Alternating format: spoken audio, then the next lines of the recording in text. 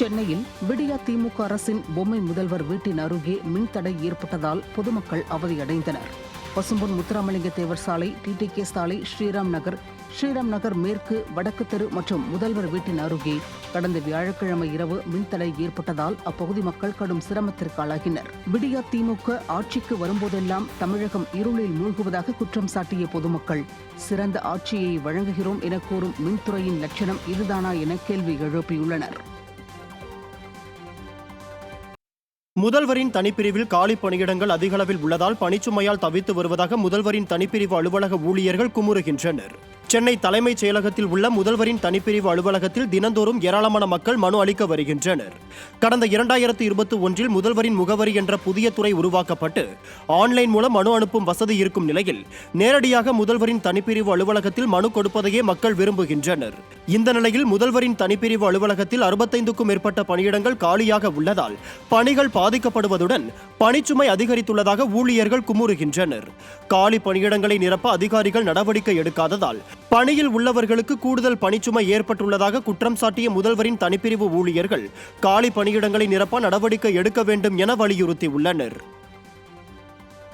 சென்னை மாதவரத்தில் தாய்மார்கள் நன்கொடையாக வழங்கிய தாய்ப்பாலை பதப்படுத்தி ஆன்லைனில் விற்று வந்தது அதிர்ச்சியை ஏற்படுத்தியுள்ளது. மாதவரம் பகுதிக்குட்பட்ட KKR கார்டன் 1வது தெருவில் முத்தையா என்பவருக்கு சொந்தமான லைஃப் வேக்சின் ஸ்டோர் என்ற பெயரில் மருந்து மொத்தம் மற்றும் சில்லறை விற்பனை கடை செயல்பட்டு வருகிறது. இந்த நிலையில் மருந்து கடையில் சட்டவிரோதமாக தாய்ப்பாலை பாட்டில்களில் அடைத்து வைத்து விற்பனை செய்யப்படுவதாக புகார் எழுந்தது.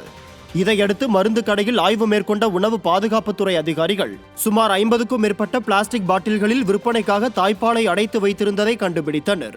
கைப்பற்றப்பட்ட தாய்ப்பால் பாட்டில்களை சோதனைக்காக ஆய்வகத்திற்கு அனுப்பி வைத்த அதிகாரிகள் சட்டவிரோதமாக தாய்ப்பால் விற்பனையில் ஈடுபட்ட மருந்து கடைக்கு சீல் வைத்தனர். மேலும் தாய்மார்கள் நன்கொடையாக கொடுத்த தாய்ப்பாலை பதப்படுத்தி ஆன்லைனில் விற்று வந்தது அதிர்ச்சியை ஏற்படுத்தியுள்ளது.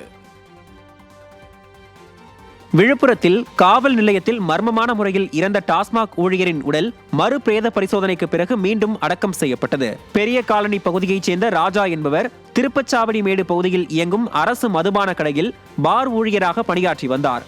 இவர் விழுப்புரம் தாலுகா காவல் நிலையத்தில் விசாரணையின் போது இறந்த நிலையில் போலீசார் தாக்கியதில் ராஜா இறந்ததாக கூறி ராஜாவின் மனைவி அவரது உடலை மறு பிரேத பரிசோதனை செய்ய கோரி சென்னை உயர்நீதிமன்றத்தில் மனு தாக்கல் செய்திருந்தார். இதனையடுத்து உடலை தோண்டி எடுத்து மறு பிரேத பரிசோதனை செய்ய நீதிமன்றம் உத்தரவிட்டது. இதையடுத்து தோண்டி எடுக்கப்பட்ட உடல் பிரேத பரிசோதனை முடிந்த பின்னர் தன்னிடம் ஒப்படைக்காமல் மாவட்ட நிர்வாகம் காலம் தாழ்த்துவதாக அவரது மனைவி உயர்நீதிமன்றத்தில் மனு தாக்கல் செய்திருந்தார். இதையடுத்து நீதிமன்றம் ராஜாவின் உடலை அவரது உறவினர்களிடம் ஒப்படைக்க உத்தரவிட்ட நிலையில் அவரது உடல் மாவட்ட ஆட்சியர் முன்னிலையில் மீண்டும் அடக்கம் செய்யப்பட்டது. சென்னை ராயப்பேட்டை பகுதியில் உள்ள குடிசை மாற்று வாரிய குடியிருப்புகள் வாழ்வதற்கு தகுதியற்ற வீடு என நோட்டீஸ் ஒட்டியுள்ள நிலையில் மாற்று குடியிருப்பை வழங்கவில்லை என அப்பகுதி மக்கள் குற்றம் சாட்டியுள்ளனர். ராயப்பேட்டை லாயட்ஸ் காலனி அருகே உள்ள PM தோட்டத்தில் உள்ள குடியிருப்பில் உள்ள வீடுகள் இடிந்த நிலையில் உள்ளதாகவும் பூச்சிகள் பெயர்ந்து விழுவதாகவும் அங்கு வசிக்கும் மக்கள் வேதனை தெரிவிக்கின்றனர். இந்த நிலையில் இந்த வீடுகள் அனைத்தும் வாழ்வதற்கு தகுதியற்ற வீடு என நோட்டீஸ் ஒட்டி வீட்டை காலி செய்ய குடிசை மாற்று வாரிய அதிகாரிகள் அறிவித்துள்ளனர். வீடுகளை காலி செய்ய சொல்லும் அதிகாரிகள் தங்களுக்கான மாற்று வீட்டிற்கான உத்தரவாதத்தையும் எப்போது வீடு கட்டி தரப்படும் என எதையுமே கூறவில்லை என மக்கள் குற்றம் சாட்டியுள்ளனர். எனவே அசம்பாவிதம் ஏற்படுவதற்கு முன்னர் தங்களுக்கு மாற்று வீடுகளை ஏற்படுத்தி தர வேண்டும் என அப்பகுதி மக்கள் வலியுறுத்தி உள்ளனர். விடியா திமுக ஆட்சியில் பாதுகாப்பற்ற முறையில் வசித்து வருவதாக அப்பகுதி மக்கள் குற்றம் சாட்டியுள்ளனர். அவங்க தான் எழுதி விட்டுட்டாங்கல்ல, நாங்கள் ஜவாத்தில் நீங்கள் காலி பண்ணுங்க, இதுக்கு நாங்களாம் இது கிடையாது, நாங்கள் 2-3 வாட்டி சொல்லிட்டோம், நீங்கள் காலி பண்ணலன்னு சொல்லிட்டாங்களா அவங்க. நான் எல்லாம் போனால் போகிறோம், அதான் வீடு இங்கே கொடுக்கணும், அவங்க எங்கே ஒன்றுமே சொல்லலையா, அவங்க காலி பண்ண சொன்னாங்கம்மா. இதெல்லாம் அத்தாசு கொடுத்தா தானே நாங்கள் போகிறதுக்கு. இங்கே தரோம் நாங்கள் கட்டி இவ்வளோ நாள் ஆகும், இந்த இடத்துல தரோம் நாங்கள் அப்படின்னு சொன்னால் நாங்கள் போகிறோம். சொல்லவே இல்லையா அவங்க. கடலூர் மாவட்டம் விருத்தாச்சலத்தில் விடியா திமுக அமைச்சர்களின் வருகைக்காக சாலையை சேதப்படுத்தி திமுக கொடிக்கம்பங்கள் நடப்பட்டுள்ளதால் வாகன ஓட்டிகள் அவதியடைந்து வருகின்றனர். விருத்தாச்சலத்தில் உள்ள தனியார் பள்ளியில் நடைபெறும் நிகழ்ச்சியில் விடியா திமுக அமைச்சர்கள் கணேசன் மற்றும் சக்கரபாணி ஆகியோர் கலந்து கொள்ள உள்ளனர். இதற்காக கடந்த சில மாதங்களுக்கு முன்பு திறக்கப்பட்ட சென்னை கன்னியாகுமரி தொழில் வழித்தட சாலையை சேதப்படுத்தி சாலையின் இரு புறங்களிலும் திமுக கொடிக்கம்பங்கள் நடப்பட்டுள்ளன.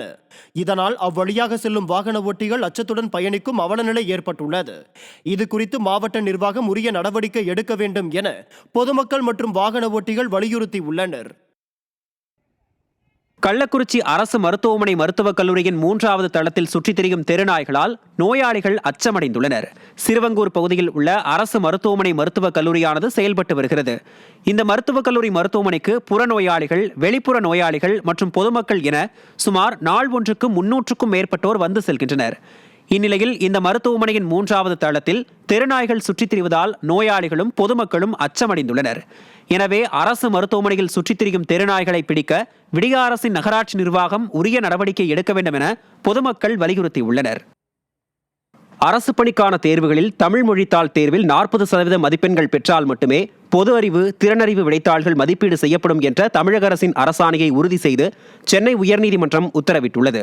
அரசு பணிக்கு நடத்தப்படும் தேர்வில் தமிழ் மொழித்தாளில் 40% மதிப்பெண்கள் பெற்றால் மட்டுமே பொது அறிவு, திறனறிவு தேர்வு விடைத்தாள்கள் மதிப்பீடு செய்யப்படும் என கடந்த 2021ஆம் ஆண்டு டிசம்பர் மாதம் அரசாணை பிறப்பிக்கப்பட்டது. அதன்படி குரூப் 4 பணியிடங்களுக்கான தேர்வு அறிவிப்பு வெளியிடப்பட்ட நிலையில் அறிவிப்பாணை மற்றும் அரசாணையை எதிர்த்து வழக்கு தொடரப்பட்டது.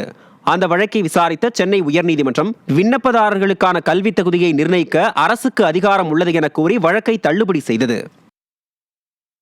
18 வயதுக்கு உட்பட்டோர் வாகனம் ஓட்டி விபத்து ஏற்பட்டால் 25,000 ரூபாய் அபராதம் விதிக்கும் நடைமுறை நாளை முதல் அமலுக்கு வருகிறது. புதிய ஓட்டுநர் உரிம விதிகளின்படி 18 வயதுக்கு உட்பட்டவர்கள் வாகனங்களை இயக்கி விபத்து ஏற்படுத்தினால் பெற்றோருக்கு 3 மாதம் சிறை தண்டனை விதிப்பதுடன் 25,000 ரூபாய் அபராதமும் விதிக்கப்பட உள்ளது. மேலும் வாகனத்தின் பதிவு சான்றிதழ் ரத்து செய்யப்படுவதோடு சம்பந்தப்பட்ட சிறுவனுக்கு 25 வயது வரை ஓட்டுநர் உரிமம் வழங்கப்படாது என தெரிவிக்கப்பட்டுள்ளது. அதிக புகையை வெளியிடும் 9 லட்சம் பழைய அரசு வாகனங்கள் பயன்பாட்டில் இருந்து நீக்கப்படும் என்றும் இந்த விதியில் குறிப்பிடப்பட்டுள்ளது.